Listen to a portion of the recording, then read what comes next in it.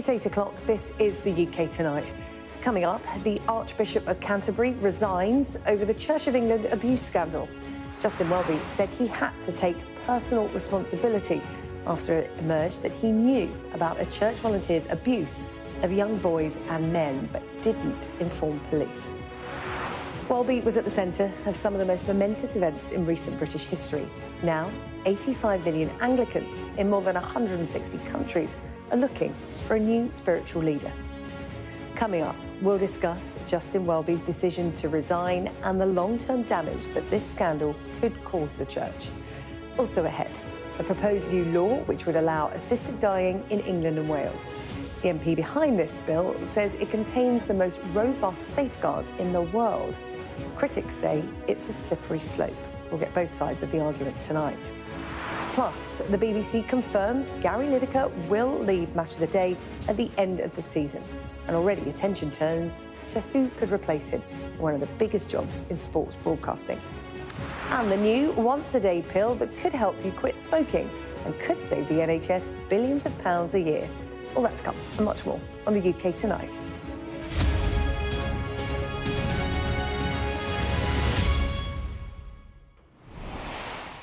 The Archbishop of Canterbury has announced his resignation after a damning report which found the Church of England covered up abuse.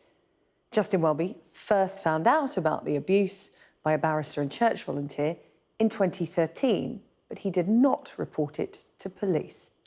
Today, he said he was told police had been informed, but it's clear that he must take responsibility. Coming up, we'll be discussing the career of a man who was a key figure in public life for more than a decade. And we'll ask just how damaging this scandal will prove to be for the Church of England. But first, here's our main report tonight from Lisa Holland. Having presided over the crowning of King Charles, in disgrace, Justin Welby sought the monarch's permission to resign. He was brought down by his own failings to respond adequately to the decades-long abuse of children and young men by this man, John Smythe, and deep-seated wider concerns within the Church of England over safeguarding.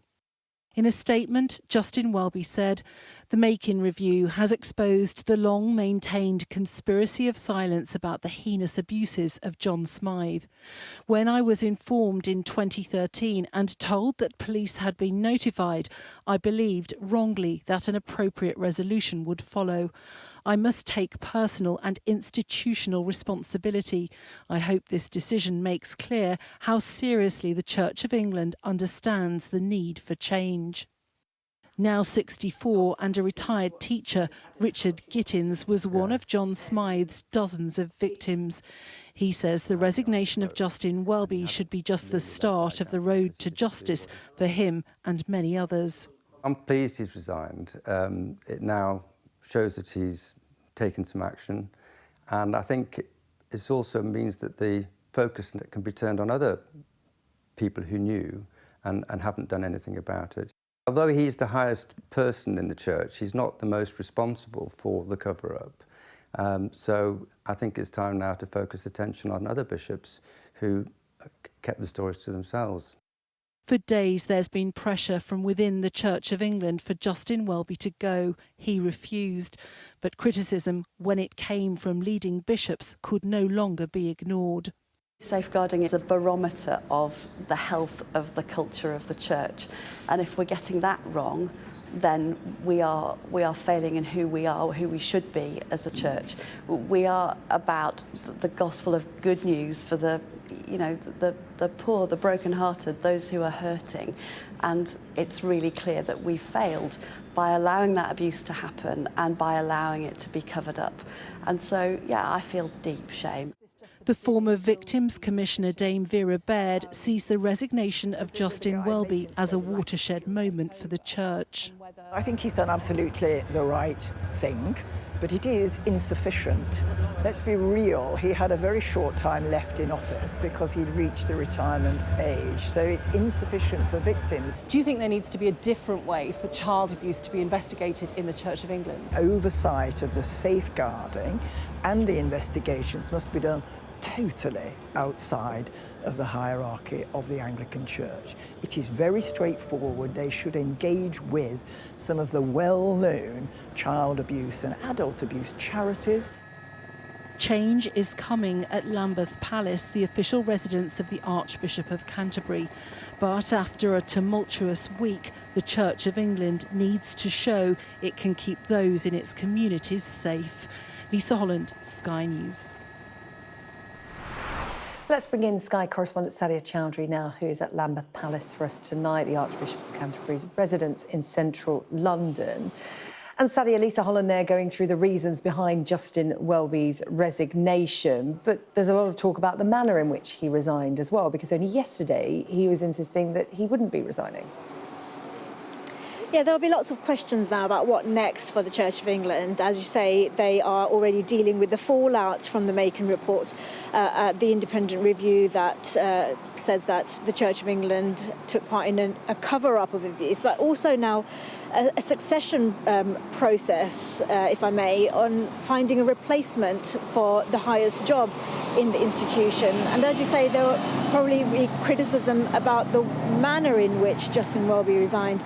He had resisted calls to resign over the last few days as there was growing pressure on him to do so, including a petition from members of the Church of England who called for him to resign, and also a public call for him to go from the Bishop of Newcastle, Helen Ann Hartley, who said that his position had become untenable and she called for him to go immediately. And still, Justin Welby resisted those calls for a number of days, insisting that he didn't have any information, he didn't know anything about, nor did he have any suspicions, he said, about the abuse until 2013. But today conceded that that time between 2013 and the moment when he resigned, far too long. And he said that he will take personal and institutional responsibility for that duration of time. But he leaves the church facing questions about the fitness of its senior leadership and whether the succession can be as smooth as people might have expected from an institution like this. Sadia, thank you. Sadia Chowdhury there outside Lambeth Palace for us tonight. Well, Justin Welby played a central role in some of the most momentous events in recent British history, presiding over the funeral of the Queen and the coronation of King Charles. But he was an outspoken leader who tackled issues ranging from same-sex marriage to immigration and most recently, Israel's war in Gaza. Our home editor, Jason Farrell, takes a look back at his career. I here present unto you King Charles. The man who crowned the king. He has been part of the fabric of British society. God save the king! Justin Welby led the Anglican Church for more than a decade, the upholder of Christian tradition, toppled by a scandal. His background was not traditional. The man who would meet the Pope and wed a prince only discovered the identity of his out-of-wedlock father in later life. He was not a lifer in the cloth. For 11 years, he worked in the oil industry before finding his calling. Who are you, and why do you request entry? I am Justin, a servant of Jesus Christ, and I come as one seeking the grace of God. His rise within the church was rapid. 20 years after his first service as a cleric, he was enthroned Archbishop of Canterbury in March 2013. His first Christmas, he asked people to give 10% of what they spent on presents to food banks, setting the tone for a decade as a social campaigner. He criticised inequality, universal credit, energy companies for high fuel prices and the previous government's Rwanda policy. We can, as a nation, do better than this bill. With this bill, the government is continuing to seek good objectives in the wrong way, leading the nation down a damaging path. Those in favour, please show. Those against. He led the Church of England's introduction of women bishops. But while he spoke out against homophobia, he struggled with the introduction of gay marriage. The government wants it. We think there are issues around the way it's going forward. It's not a collision course. No, it's just part of the normal discussion that one has. He has been principal of ceremony to some of the biggest moments in our nation's history.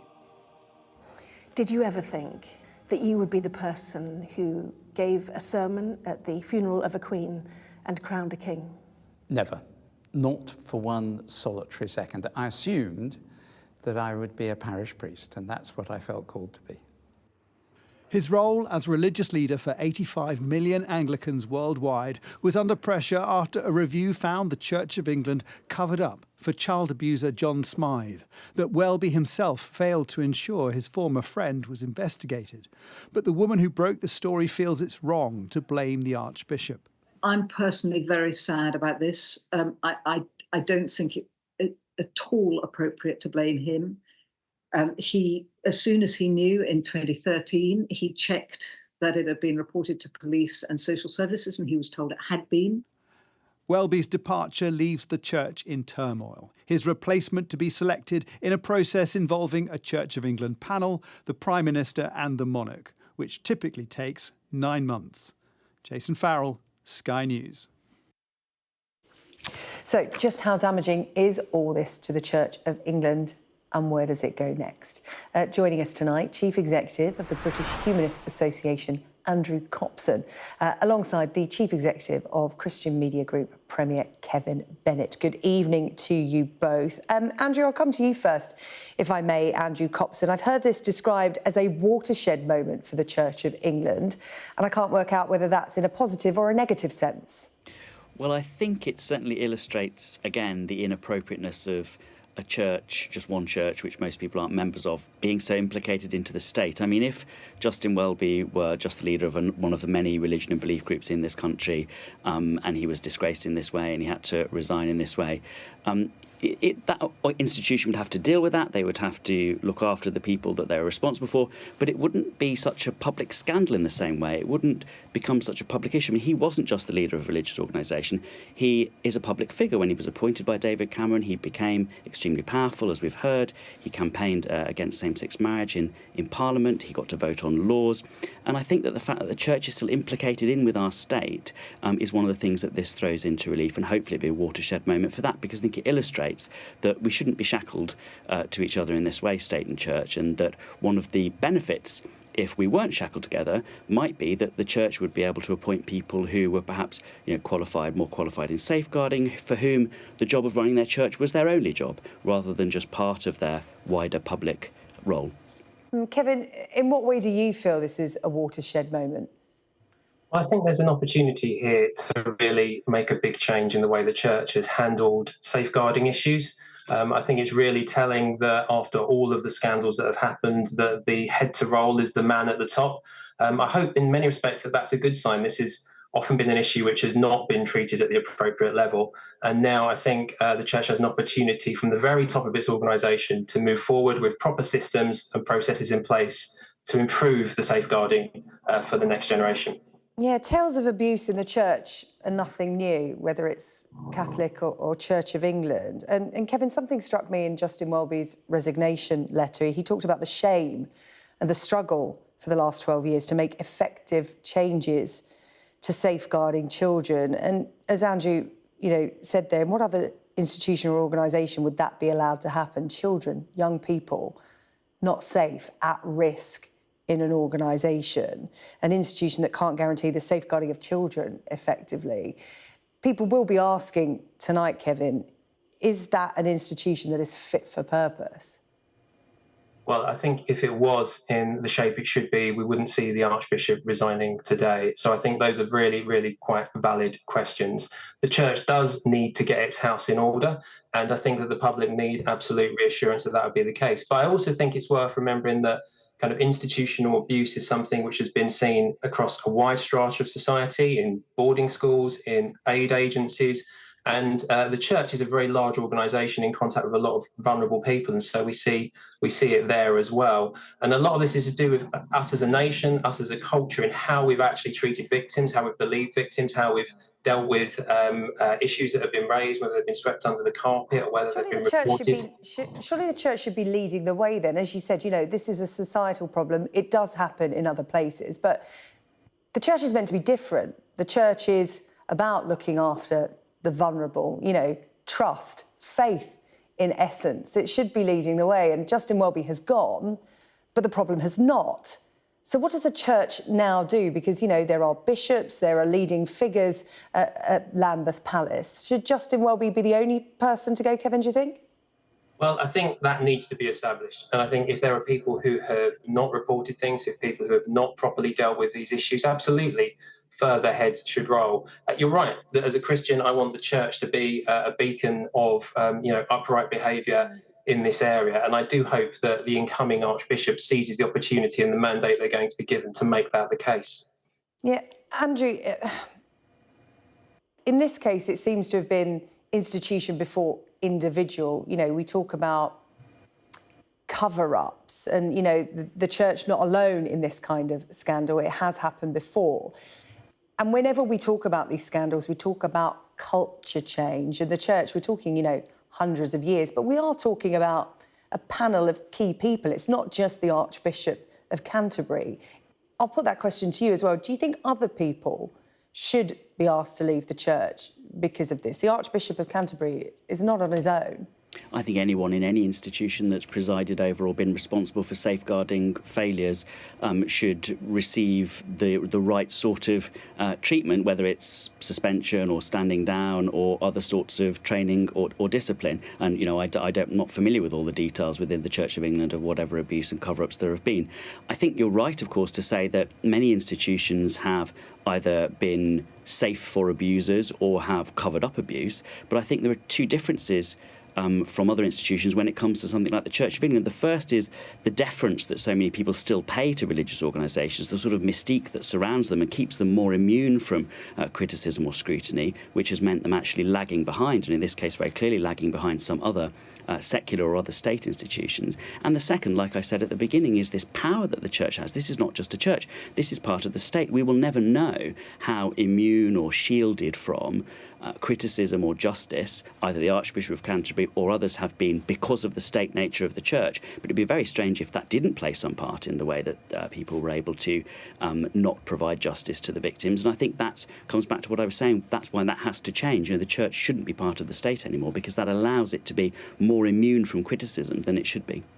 Kevin, how damaging is this to the church? You know, I mentioned their trust, faith. It's right at the heart of the church. How damaging is this? How far removed are people that go to church every Sunday, you know, all across England? They feel very far removed from the scandal. This isn't the faith that they know.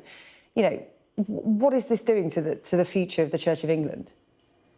Absolutely, it's damaging. You only have to look at the experience of the Roman Catholic Church in Ireland in the wake of scandals there and the complete change of standing it's had in society.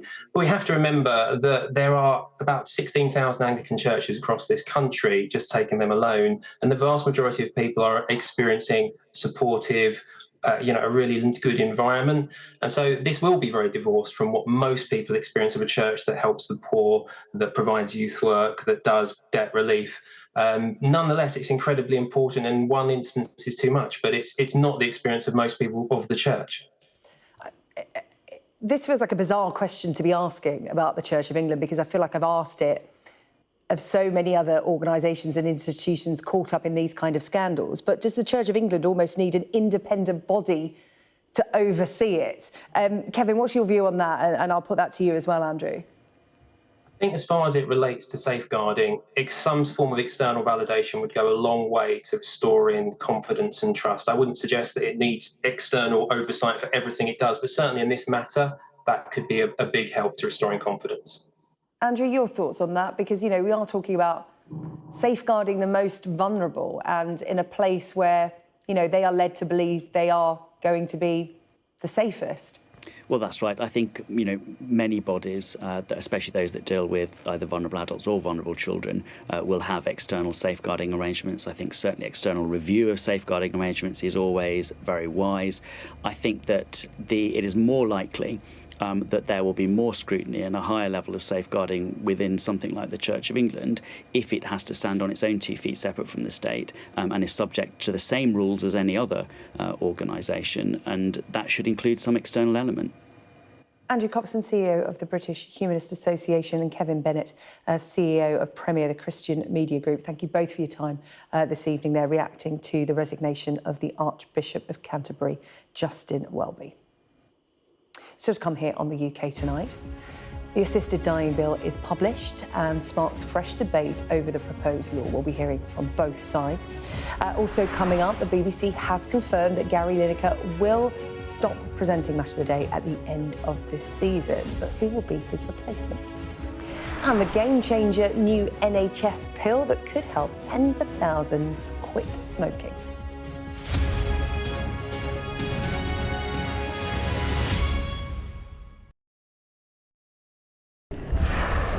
Once almost lost, these denizens of the deep are back. The problem for these whales is global warming. Water temperatures are rising. We're worried that the animals are actually starting to starve. Deadly and outdated. What do you think should happen to the nets? I would like to see them go. I'm Nicole Johnston, Sky's Asia correspondent, based here in Beijing. A towering monument to the China dream and its demise. From one end of this country to the other, China is littered with real estate that's falling apart. China is facing a tsunami of the elderly. We have to work as long as health allows, otherwise, no money. China is under pressure to pay for the pensions of 500 million retirees. I've reported on a wide range of stories from around the world. Mass protests forced the president to flee. The sight of the president's private swimming pool only reinforces to Sri Lankans the great divide here between rich and poor. Aid groups say Gaza is now the world's most dangerous place to be a child.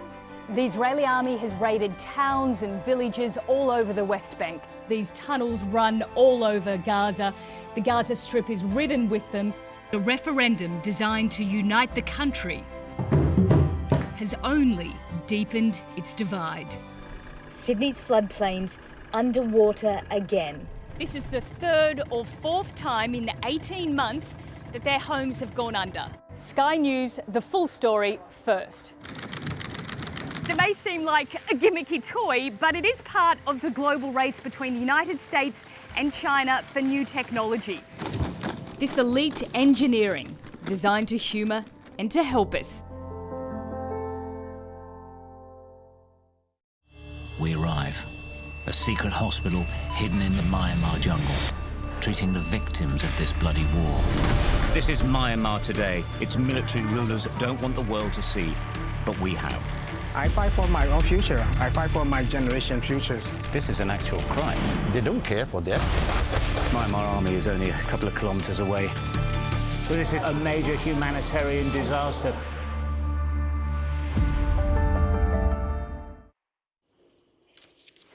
The MP proposing a new law to allow terminally ill people to end their lives has insisted the plan contains the most robust safeguards in the world. The House of Commons will debate the bill later this month, amid fears from campaigners of coercion and a slippery slope to future legislation that would include other people. Our health correspondent Laura Bundock reports. I choose to live because I say to the cancer that will one day kill me, not today. Nathaniel Dye is throwing himself into fundraising and raising awareness. He's dying of cancer, and while he can't plan for his life, he wants a choice when planning for his death. Pain is humbling and it destroys your dignity, and it would bring me just some solace and comfort to imagine when that happens, if that happens, that there might be a way for my death to be assisted so that I don't have to suffer as much as I die. Inside Parliament, meetings to start end-of-life reform. This panel proposing the newly published Assisted Dying Bill. Anybody I speak to who has experienced things as they are now cannot understand why we would not make this change. New MP Peter Prinsley is also a hospital consultant, backing the bill based on his clinical experience with death. Even with the very best palliative care, even if palliative care were perfect, there are situations in which we cannot satisfactorily control symptoms, and some people have a pretty miserable end of their life. And I think this opportunity to give people this choice will be reassuring to individuals and also to their families. But many aren't reassured. Those opposed say the bill's safeguards aren't strong enough, particularly for vulnerable people. I don't think we can ever do this safely. We all know that suffering is not restricted to terminal illness. People with chronic illnesses can suffer very badly as well. So why shouldn't they be eligible? And so you can see how the criteria can change. Safeguards can easily be portrayed as barriers to care. There is agreement palliative care provisions patchy and too many suffer difficult deaths. But the politics at play are also challenging. This divisive debate isn't just about the principle or the practicalities of assisted dying, it's also about the numbers. And with high-profile politicians like the Health Secretary, the Justice Secretary already saying no, taking it further won't be easy.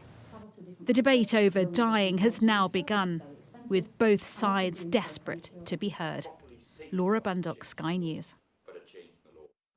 Well, we really wanted to reflect both sides of this subject tonight. And earlier on, I spoke to the political journalist and disability advocate Lucy Webster. She is against this plan, and I started by asking her why. So the bill is clear that it would be illegal to coerce someone to make the decision to take their own life, but there's no definition of what that coercion looks like, and there's no real mechanism for how you would check. It just says that a doctor or a judge would need to check, but we know that disabled people and people who are ill are the most at-risk groups for things like domestic and family abuse, financial abuse, things like that. And to not define how we're going to look for and prevent coercion just leaves open a massive door for that sort of abuse. Lucy, we are speaking as well to TV presenter Sophie Blake today. Now, she has terminal cancer and she sits on the opposite side of the fence on this issue to you. She says that she cannot bear the thought of a terrible death and she cannot bear the thought of her loved ones having to go through that as well. And, you know, I just wonder what you would say to people like Sophie, families like Sophie, for who assisted dying is a dignified exit from this world and something they feel that they should have a right to. I think everyone has immense empathy for that position, and my heart goes out to anyone facing that. I think the problem with this bill is that it puts the cart before the horse. A lot of people are worried about the ways that they're going to die because palliative care in this country is in crisis. And that's what we need to fix. Because yes, people do deserve dignity as they die. Of course they do. But that means that we need to fix the care system.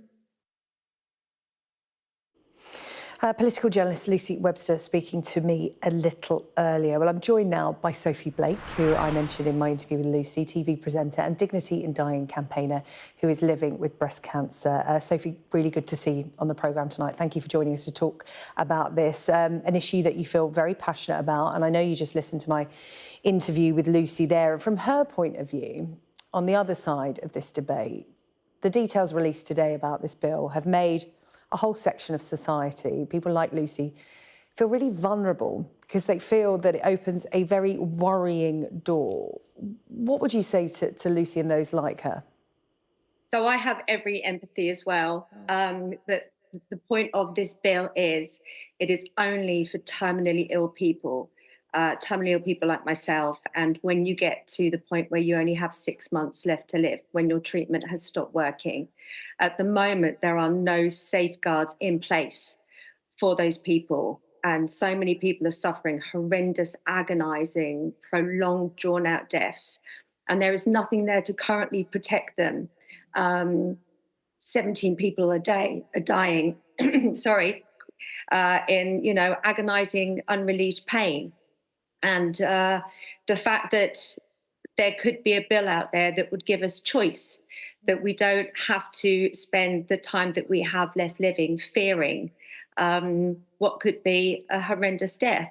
And that's why this bill has been brought out. The bereaved families have been huge campaigners for this as well, who've witnessed their loved ones dying.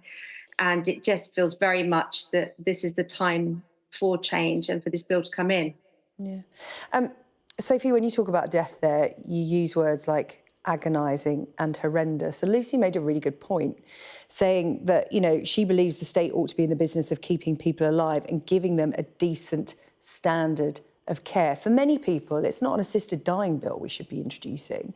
It's robust legislation, proper provision for palliative care. So those who do have a life-limiting condition or a terminal illness can feel safe in the knowledge that the NHS, for example, is putting as much effort into end-of-life care as it is to saving lives. Well, where this bill is in places like Oregon, 10 states in the US, Australia, New Zealand, investment in palliative care goes up. It's hand in hand, and Kim's bill would also be very much focused on doing that as well. It should go side by side. And as everybody's saying right now, palliative care isn't good enough, and unfortunately it doesn't work for everybody, which is widely acknowledged. The recent Health Select Committee report showed that as well. And so those are the vulnerable people who currently have no protections, people who are taking their lives into their own hands, often catastrophically, leaving their families in awful trauma as well. But palliative care should work. For me personally, I would like to have the opportunity to have good palliative care and end-of-life treatment. And then if the pain becomes intolerable, have that choice to be able to say, OK, I've had enough now. I can't take this anymore. I don't want my daughter to be left traumatised by seeing me suffering that way. Kim Leadbeater has said this, is amongst the most robust measures in the world around this bill that she's proposing. There's no other safeguards like it in the world when it comes to a piece of legislation. And some of the detail in there, you have to have 6 months to live. It has to be self-administered, 2 doctors, a judge has to sign it off. The parameters are quite tight in that. And a lot of people will say, this option may be there, but practically, can it work? Legally, how could you say that somebody has 6 months to live? Because as we know, somebody can be given 6 months to live and live for a couple of years, maybe longer, self-administered. By the time that all goes through the court, how can that person perhaps have the capability, if they're at the end of life, to administer the drugs that they want to end their life? I know these all seem like getting into the weeds of it, but these are the practical notes that have to be considered, because the bill could be there, but, it may not serve the people it's meant to, if you see what I mean. But this is why I think the bill coming through is so important, because it gives people like myself a voice. From the moment we're diagnosed, we'll be able to say, when there's this law, out loud to our oncologist, whoever's treating us, if the pain becomes too much, this is what I want. I want to be able to have the choice of assisted dying. Doesn't mean I'll use it. I could go through that process so that it's ready and in place. It doesn't mean I'll use it. In Oregon, where it's been used for over 25 years safely and has never been expanded or repealed, so many people don't exercise the right to use it when it comes to the end, because palliative care has been good enough. It's about choice. And at the moment, terminally ill people just don't have that. And the safeguards that have been put in place, as you've said, one of the most strictest criteria out there for it all. And there will be a judge involved. There will be 2 independent doctors involved. There is a long time of reflection. So this isn't going to be some rushed through policy choice that you're going to have at the end. There's going to be a lot of thinking involved. My loved ones all know that this is what I want. The majority of people I know with a terminal illness who very much want to have the same things are very vocal about it and talk to people about it. We can't have those conversations right now with our doctors, though. All the people treating us, they can't have them with us either. So some people obviously can afford to go to Dignitas to have that choice to die there.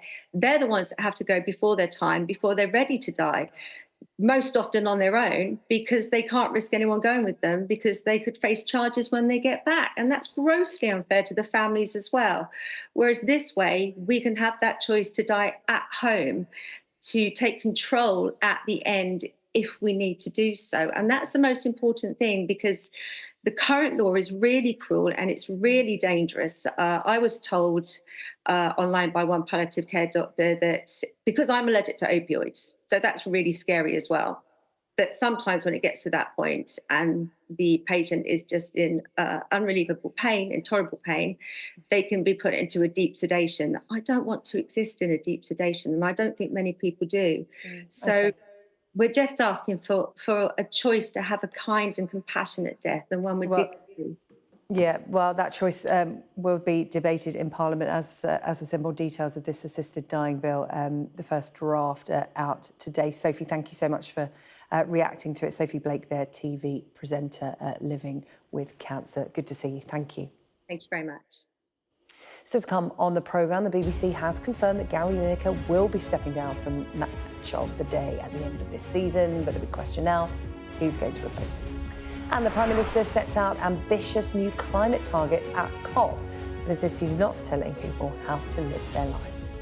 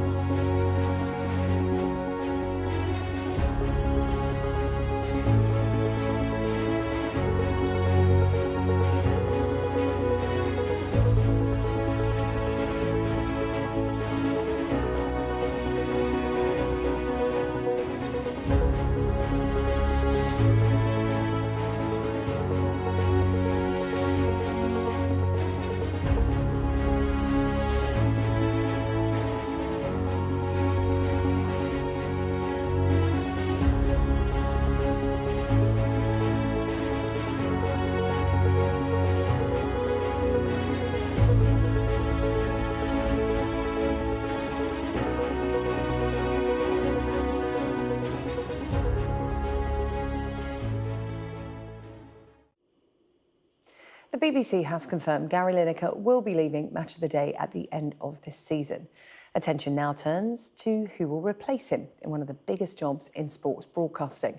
Our sports correspondent Rob Harris reports.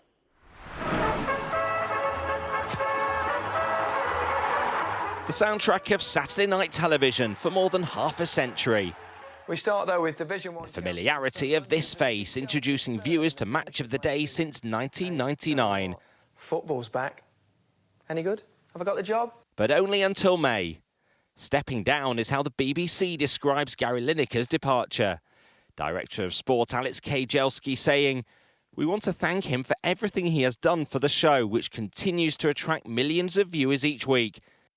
He'll be missed on the show, but we're so happy he is staying with the BBC to present live football."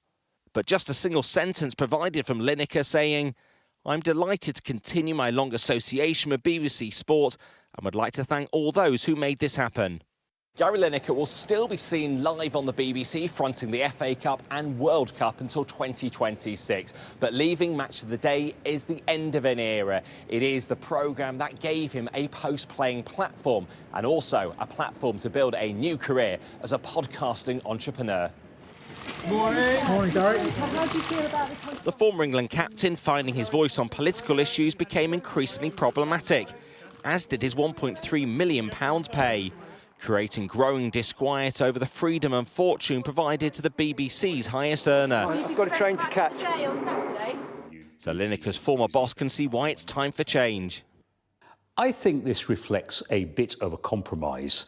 My understanding is Gary probably did want to stay doing Match of the Day, and there were probably some people in the BBC who didn't want to keep him on. So this is actually a happy, in the circumstances, compromise in which he gets the big events of 2026, but the BBC can equally refresh, as they like to call it, Match of the Day. Here we go again. New season, new titles, new manager. Gary Lineker now has his own outlets to provide punditry. Can this television institution retain its relevance and appeal without the footballer who became the frontman? Rob Harris, Sky News, Central London. Sky News has learned that the Post Office is drawing up plans to close branches and axe hundreds of jobs at head office. More than 100 loss-making branches are said to be at risk of closure as the company tries to put its finances on a surer footing. Our City editor, Mark Kleiman, broke the news earlier.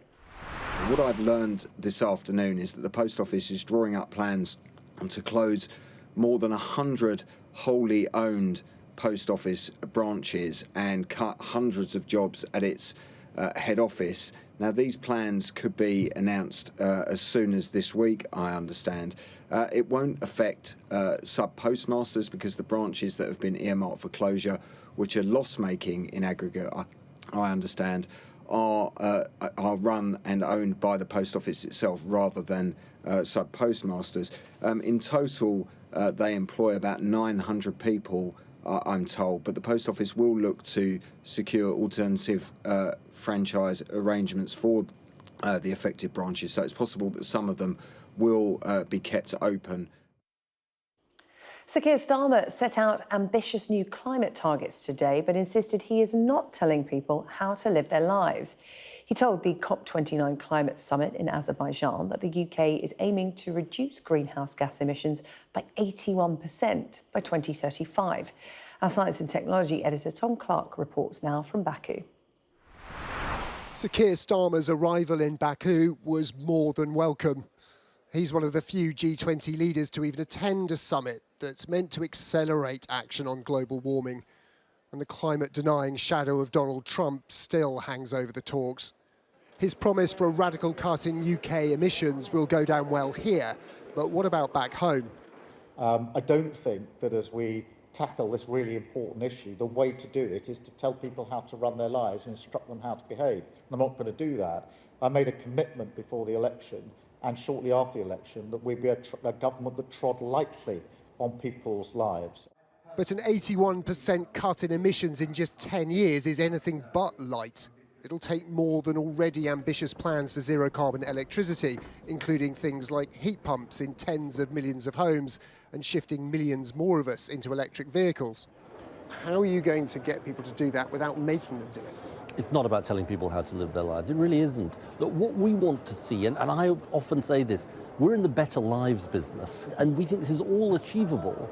But I'm absolutely about carrots, not sticks. And I think we can do this in a way that is in people's financial interests, based on the choices people make.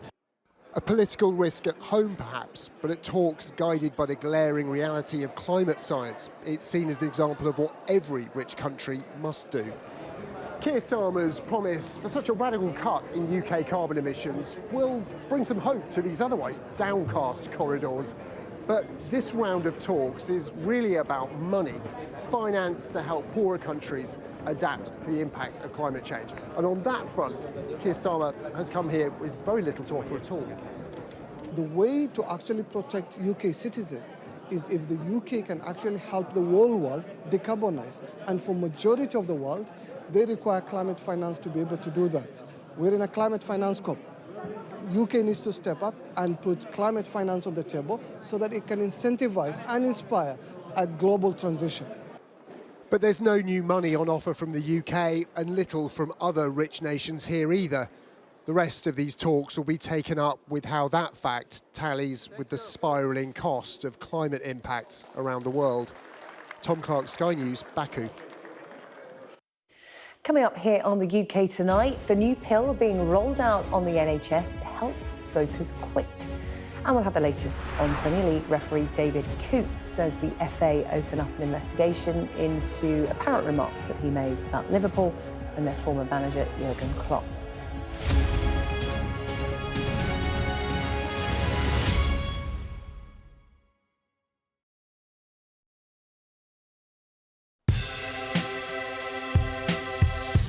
I'm Martin Brunt, and I'm Sky's crime correspondent. My most memorable story was, and still is, the disappearance of Madeleine McCann. Please, please do not hurt her. Please give our little girl back. We aim to be the best and most trusted place for news. For detectives, the first 48 hours after a murder are crucial in the search for clues. The public expects them to find Jill Dando's killer soon. The British detectives are planning to meet forensic experts, academics, and even witch doctors. I remember the grimmest case, the Soham murders of schoolgirls Holly and Jessica. I felt I can't undo what's happened, but I can help explain it. Ian Huntley was arrested and charged within a fortnight of the murders. I've never murdered anyone, I've never raped anyone. What am I in jail for? The parole board has to decide if Bronson needs to be kept locked up for the safety of the public. My biggest challenge was to persuade a jailed diamond thief to answer my letters. Martin Brunt, Sky News at the Old Bailey. There's always more to the news than a headline. We want to discover, to delve a little deeper, to find out what's really going on. Explanation, analysis, the people at the heart of every story.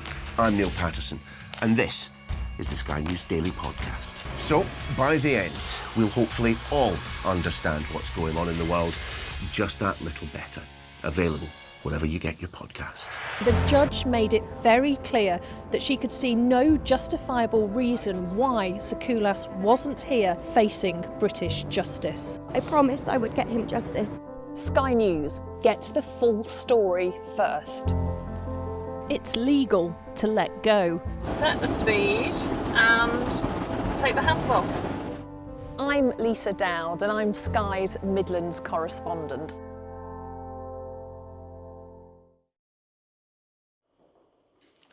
Hello, welcome back. On the way, the once-a-day pill that could help tens of thousands of smokers finally quit. But first, David is here with the sport and a story that we were discussing yesterday about the Premier League referee David Coates. There have been some developments in this story today. What's been happening? Yeah, well, yesterday we saw the shocking footage that came out yesterday, the kind of footage that hasn't been verified but is being treated as genuine for the purposes of these investigations. Yesterday it was the PGMOL, the kind of referee's body, that suspended him pending an investigation. Today the FA have launched their own investigation, and it centres really on the xenophobic nature of his comments, because he calls into question, well, he questions Jurgen Klopp, and the nationality of Jurgen Klopp is mentioned too. Yeah, and derogatory and abusive language used in that video. So that's being investigated. And people at home might be thinking, look, you know, this investigation will happen, you know, he might never referee again, but it's bigger than that, isn't it? Explain to us why this is such an important story. Yeah, well, it brings into question, doesn't it, the integrity of referees. They're the arbiters of the laws of the game. We hold them to account. We expect them to be neutral. And obviously, if you voice your dislike of a certain team or a certain manager, the implication is that perhaps that referee or other referees could be biased against those particular teams. That is pouring fuel on the fire of those conspiracy theorists who think that. We're all partisan about our football teams, but there are sections of support who eventually feel that you know, the referee is biased against them, and it could have knock-on effects for the grassroots game. And grassroots refs have a tough time as it is. They don't need their impartiality being called into question. So yeah, we watch this space on those investigations into David Coote. Coming up in the sport, better news for Arsenal's women. This Sky News Sports Bulletin is brought to you by Vitality. Getting more people more active. Live life with Vitality. Firstly, how do you reflect on the decision that England made to retire you effectively earlier on this year? Yeah, obviously I've made peace with it now. A lot of time's passed, but it was tough at the time. You know, I was coming into that summer thinking I still had a lot to give, a lot to offer the team. I still felt I was fit and playing well. So when well, it did come as quite a shock at first, but yeah, I feel like I'm the sort of person that probably would have kept playing until I was 50 if I possibly could. So if they obviously they want to look ahead to the future, which I'm obviously fine with, and it was nice that they wanted to keep me around the team as well, and I've enjoyed being part of the setup in a slightly different role. And you asked if you could play one final test at Old Trafford. Is there a disappointment that you weren't able to do that? No, not really. I think, again, a lot of time's passed since that my last test match, so I was delighted that I got to play at Lord's. I don't think a lot of people get that opportunity sometimes to go out like that and have that one last moment, and to have the crowd and you know, the team around me and my family there as well. I think it was just a great week and a great way to go out. And as difficult as it was when you consider the development of Gus. This Sky News Sports Bulletin is brought to you by Vitality. Now, a pill is going to be offered to tens of thousands of smokers on the NHS in England to help them quit. Health experts say that this drug, which is taken once a day, could be more effective than nicotine replacement gum or patches and could prevent up to 9,500 smoking-related deaths over the course of the next 5 years. Well, Chair of Action on Smoking and Health, Nicholas Hopkinson, joins us now to talk about this new pill that's been called a game changer. Exactly what does it do and how will it help people quit? Well, this is fantastic news for people who smoke who want to quit and for their family and friends. What varenicline does is the medication binds to the nicotine receptors in the brain, so the receptors in the brain that drive the addiction that keeps people smoking. So they help to suppress the cravings that people can often get when they try to quit smoking, and they also block the effect of smoking on those receptors. So it reduces the sort of reward from smoking and just makes it easier for people to quit. Clever little pill to be taken once a day. How long for? So it's the usual course of treatment is for 12 weeks, and the medication is going to be made available for people who are under smoking cessation services within the NHS and the services that are run from pharmacies as well. So we know that the most effective way to quit smoking is this combination of counselling and behavioural support, tips to know what to do when you get cravings and so on, combined with pharmacotherapy. So either nicotine replacement therapy or these tablet medications like varenicline or cytosine. And this is a relaunch, isn't it? This isn't actually new. Where did it go and why has it come back now? Well, I mean, that's one of the things that's great about the story. So, you get a news story that says there's this new medication that's going to be great, and there's a sense of, well, maybe it will be, maybe we won't. Let's wait and see. We know where we are with this. It was launched in the UK in 2007 and has a very long pedigree, is a really effective and safe medication to help people to quit smoking. Now, there was a problem with the manufacturing, which meant that it was taken off the market in 2021. But a new company is now making it, and so it's back. So it's just an uncomplicatedly good news story. Yeah, we like that. We will take an uncomplicated good news story here on the UK Tonight. And just finally, what is the impact that you think it's going to have? I mentioned there the figure of 9,500 smoking-related deaths, perhaps prevented by this. But in terms of the ripple effect of this, what could we see? Well, I think we've got lots of policies coming in to produce a smoke-free generation so that young people never take up smoking.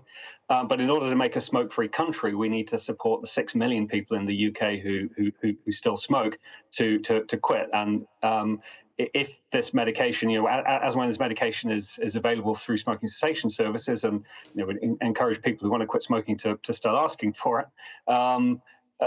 As soon as it's made available, it's going to start having an impact and helping people who've not been able to quit so far, because it's hard to give up smoking, but helping them to quit now finally and improve their health and the health of people around them as well. There you go, some straight up good news. Chair of Action on Smoking and Health, Nicholas Hopkinson, thank you so much for joining us tonight. Really appreciate it. And let's take a quick look at the weather now before we go. The next few days, mainly dry, but it will turn more unsettled over the weekend with a cold northerly flow developing. Most places dry this evening, fog in the north and the west thickening up, but the windy southeast will see a few showers. They will mostly clear overnight, whereas increasing cloud across northwest Scotland will bring some patchy light rain there. Expect a frost under clearest skies with fog patches developing further south later on. Fog will bring a risk of travel disruption tomorrow morning. And that's all from the UK Tonight. We'll be back tomorrow night.